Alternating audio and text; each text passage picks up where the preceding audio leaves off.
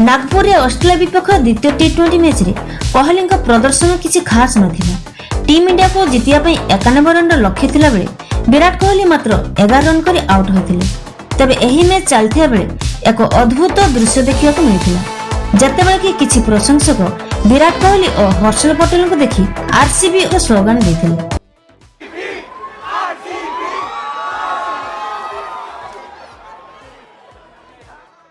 एही दृश्य देखि विराट कोहली रागी जाइथिले और से टीम इंडिया रो लोगो को देखाई इशारा करथिले। विराट कोहली कहबा को चाहुथिले कि से भारत पई खेलुथिले, आरसीबी पई नहीं।